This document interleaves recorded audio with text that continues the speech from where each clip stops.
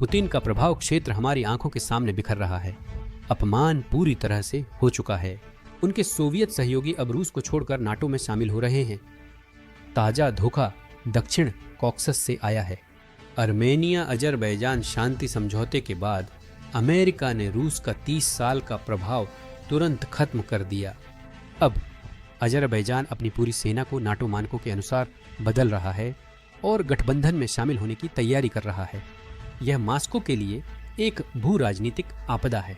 Azerbaijan भी प्रतिबंधित रूसी तेल को छूने से इनकार कर रहा है और रूसी आक्रामकता के जवाब में सर्बिया जैसे देश भी यूक्रेन को गोला बारूद देने के लिए तैयार हैं। पुतिन की सैन्य विफलता से देश में राजनीतिक अलगाव हुआ है।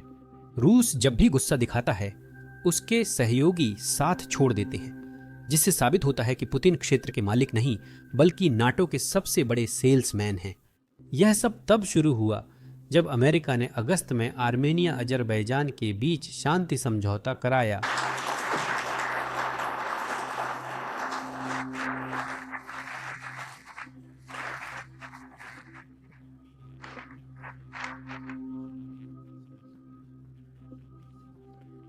वाकई में वे साइन करेंगे। 3 प्रतियां अंग्रेजी में। संयुक्त राज्य अमेरिका के राष्ट्रपति अजरबैजान के राष्ट्रपति और आर्मेनिया के प्रधानमंत्री गवाह के रूप में हस्ताक्षर करते हैं। शांति, स्थिरता और समृद्धि की दिशा में आगे बढ़ते हुए सभी मेहमानों से अनुरोध है कि दस्तावेजों पर हस्ताक्षर के समय सीट पर रहें। अब कई लोगों ने इस घटना को नजरअंदाज किया कि यह कितनी बड़ी थी।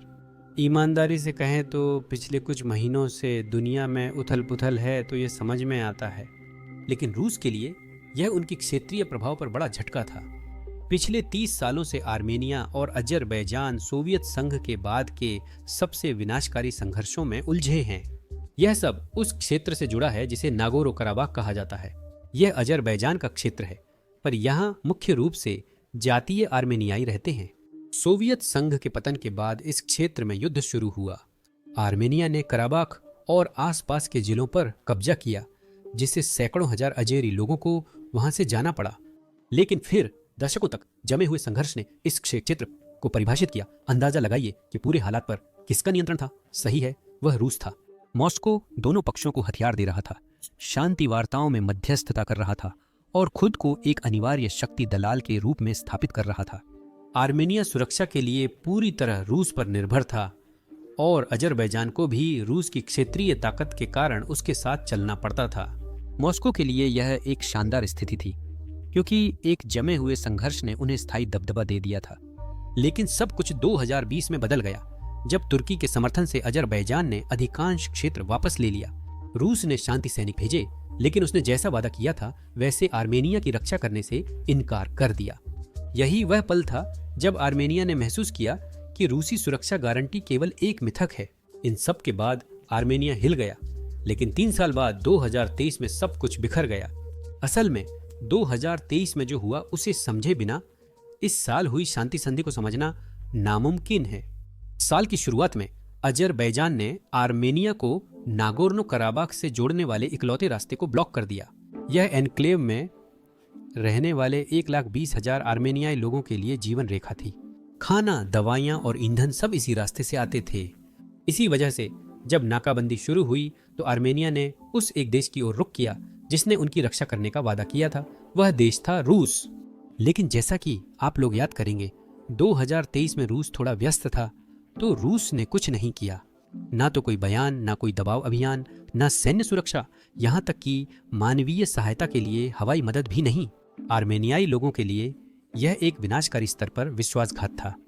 लेकिन मामला यहीं खत्म नहीं हुआ। सितंबर 2023 में अजरबैजान ने नागोर्नो कराबाख में एक दिन की तेज सैन्य कार्रवाई कर शेष आर्मेनियाई बलों को हरा दिया। इसने सिर्फ एक दिन में आर्मेनियाई नियंत्रण के 30 सालों का अंत कर दिया और फिर से रूस, जिसे इस क्षेत्र का गारंटर, रक्षक और स्वयंभू मालिक माना जाता है, बस देखता ही रह गया। रूसी पक्ष से कोई हस्तक्षेप नहीं हुआ, कोई रोकथाम नहीं हुई, कोई परिणाम नहीं निकला। काराबाख के ढहने पर रूसी शांति सैनिक बस खड़े रहे। जैसा कि आप समझ सकते हैं, इसके बाद आर्मेनिया और रूस का संबंध समाप्त हो गया। यह सिर्फ राजनीतिक निराशा नहीं बल्कि अस्तित्व से जुड़ा विश्वासघात था। आर्मेनिया ने फिर कलेक्टिव सिक्योरिटी ट्रीटी ऑर्गेनाइजेशन में अपनी भागीदारी को स्थगित कर दिया, जो कि नाटो का रूसी संस्करण जैसा है। आर्मेनियाई अधिकारियों ने वास्तव में खुलकर कहा कि रूस अब एक भरोसेमंद सहयोगी नहीं है। आर्मेनियाई सरकार ने सुरक्षा के लिए अमेरिका और यूरोपीय संघ का रुख किया और पश्चिमी देशों से सैन्य सहयोग बढ़ाया। इन्हीं कारणों से अगस्त का शांति समझौता हुआ। इसी वजह से संयुक्त राज्य अमेरिका ने हस्तक्षेप किया और दोनों देशों आर्मेनिया और अजरबैजान के बीच शांति समझौता कराया। यह सिर्फ कूटनीति नहीं बल्कि भू राजनीतिक भूकंप था, क्योंकि अगर वॉशिंगटन उस संघर्ष को हल कर सकता है जिसे मॉस्को ने 30 सालों से जमे हुए रखा है, तो इसका मतलब है कि रूस ने आधिकारिक रूप से इस क्षेत्र पर अपना नियंत्रण खो दिया है। और हम यह देख सकते हैं, अगर हम देश की गतिविधियों को देखें तो आर्मेनिया पश्चिम की ओर मुड़ रहा है। अजरबैजान अब नाटो देशों के साथ करीबी सहयोग कर रहा है और पूरा दक्षिण कॉकस क्षेत्र अमेरिका, EU, तुर्की सुरक्षा घेरे में बदल रहा है। यह सब पुतिन के 3 दिन के विशेष सैन्य अभियान की वजह से संभव हो पाया है। अब जाहिर है, हमेशा की तरह रूस हकीकत को स्वीकार नहीं कर सकता। तो रूस दावा कर रहा है कि यह संयुक्त राज्य अमेरिका नहीं बल्कि रूस ही था जिसने वास्तव में दोनों देशों के बीच शांति संभव बनाई। सुनिए। मुझे लगता है कि रूस ही था जिसने अजरबैजान और आर्मेनिया के बीच संबंधों को सुलझाने में मदद की। रूस पूरे दक्षिण काकेशस की स्थिरता में एक निर्णायक कारक है।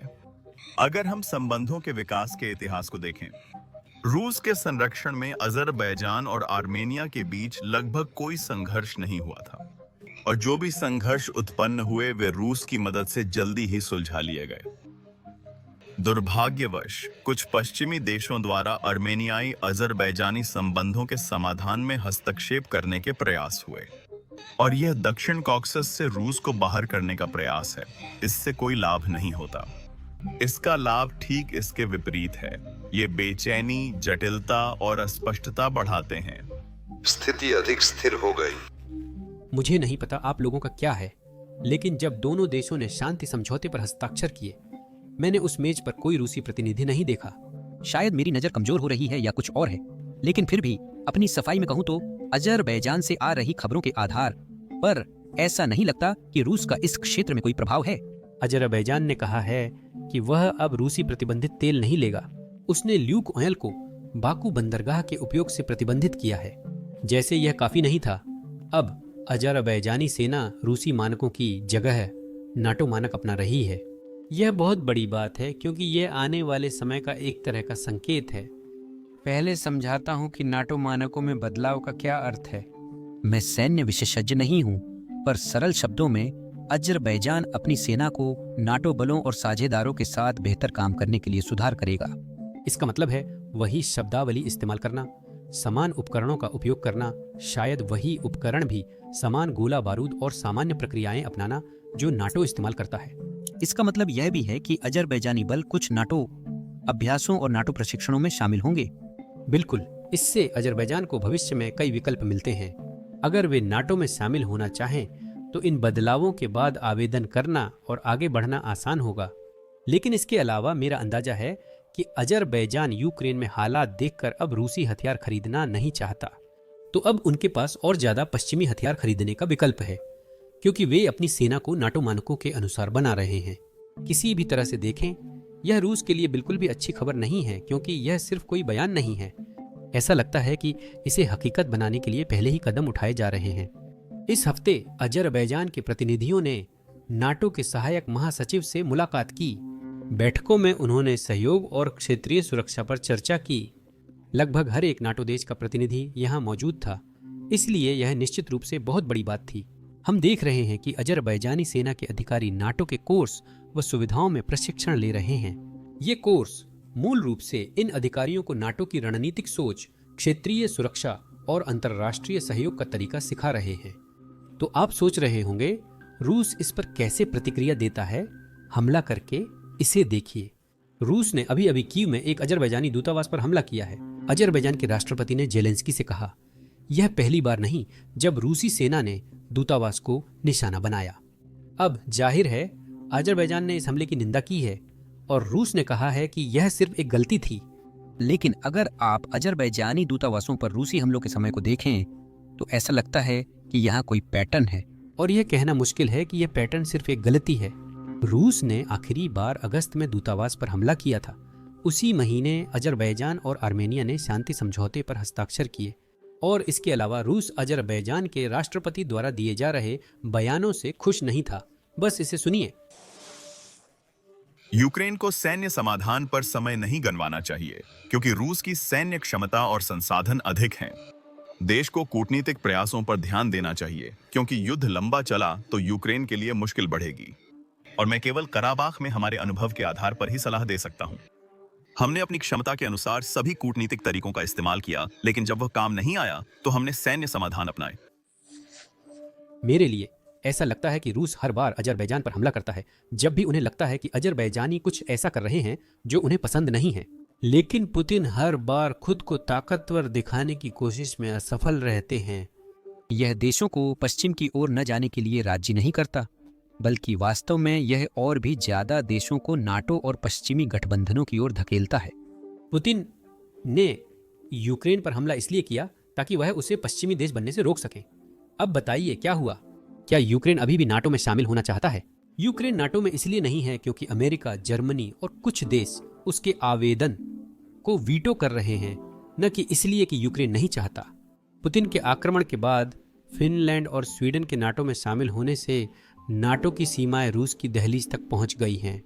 तो ऐसा नहीं है कि पुतिन नाटो को रोक रहे हैं, बल्कि वे नाटो के विस्तार में मदद कर रहे हैं। लेकिन खैर, सिर्फ अजरबैजान ही नहीं है जो रूस के खिलाफ हो रहा है। हमारे पास सर्बिया के राष्ट्रपति भी हैं जो इस आक्रमण की शुरुआत से थोड़े रूस समर्थक रहे हैं, लेकिन अब अपना रुख बदल रहे हैं। इस महीने की शुरुआत में उन्होंने कहा कि सर्बिया यूरोप को गोला बारूद देने को तैयार है और यूरोप उसे यूक्रेन भेज सकता है। अब इसका बड़ा मुद्दा होने का कारण यह है कि सर्बिया बहुत सारा गोला बारूद बनाता है। अब तक लगता है उन्होंने रूस को आश्वस्त किया था कि वे यूक्रेन को यह नहीं देंगे, लेकिन अब ऐसा लगता है कि मामला ऐसा नहीं है और रूस इससे बहुत नाराज है। यहाँ है रूसी प्रतिक्रिया। हमने बार बार, जिसमें सबसे उच्च स्तर भी शामिल है, हमें सर्बिया के नेतृत्व से बार बार, जिसमें उच्च स्तर भी शामिल है, यह आश्वासन मिला है कि सर्बियाई हथियारों का निर्यात कड़े नियंत्रण में है कि कीव ऐसा नहीं कर सका। यह उत्पाद यूक्रेन को नहीं भेजा जाएगा ताकि कीव इसका इस्तेमाल हमारे सैन्य कर्मियों के खिलाफ न कर सके। मैं न केवल इस संभावना पर बल्कि इस विषय पर भी चर्चा करने से इनकार करती हूँ। बस इतना ही। रूसी सैनिक जिन्होंने ऐतिहासिक रूप से इस शब्द के हर अर्थ में अपना दिल दिया, अपना दिल समर्पित कर दिया, इस शब्द के हर अर्थ में अपनी जान तक दे दी। अपनी जान देना या सर्बियाई भाइयों के प्रति प्यार और वफादारी का इजहार करना। सर्बियाई हथियारों, गोला बारूद और गोलों से हार जाएंगे या मारे जाएंगे, और यह सब किसी शैतानी संयोग या जंगली इत्तेफाक से नहीं होगा। और उनके कपड़े भी उतार दिए जाएंगे और यह किया जाएगा, लेकिन एक न एक तरीके से जानबूझकर और सोच समझकर। मैं इसके बारे में सोचना भी नहीं चाहती। जानबूझकर और सोच समझकर मैं इसके बारे में सोचना भी नहीं चाहती। मुझे लगता है कि यह रुझान स्पष्ट है और हम श्रेय देना चाहते हैं जहां बनता है। पुतिन निश्चित रूप से नाटो के अब तक के सबसे बड़े सेल्समैन हैं। तो क्या हम कृपया एक पल ले सकते हैं और उनके लिए तालियों की गड़गड़ाहट दे सकते हैं? अब जैसा कि आप लोगों ने इस वीडियो में देखा, भू राजनीतिक क्षेत्र में बहुत सारी महत्वपूर्ण चीजें हो रही हैं। कई लोग इसकी खबरें कभी नहीं देखते क्योंकि पारंपरिक संगठन बड़ी भू राजनीतिक घटनाओं को कवर करने में अच्छे नहीं हैं। इसी कारण हमने ग्लोबल रिकैप से शुरू किया, जो महत्वपूर्ण भू राजनीतिक खबरें सरलता से बताने वाला मुफ्त न्यूज़लेटर है। हर शाम हम आपके इनबॉक्स में सभी अहम खबरों का ईमेल भेजते हैं जिसे आप मिनटों में पढ़ सकते हैं। मुझ पर भरोसा कीजिए, मैं ये हर रात करता हूँ और सबसे अच्छी बात यह है कि ये पूरी तरह से मुफ्त है। तो आप अभी डिस्क्रिप्शन में दिए गए लिंक पर क्लिक करके या अपनी स्क्रीन पर दिख रहे QR कोड को स्कैन करके साइन अप कर सकते हैं, या आप globalrecaps.com पर भी जा सकते हैं। साइन अप करके आप उस दुनिया के बारे में और अधिक जानकार बन जाते हैं जिसमें आप रहते हैं। तो आपका बहुत बहुत धन्यवाद। मेरा नाम सैम है और मैं आप सबसे अगले वीडियो में मिलूंगा।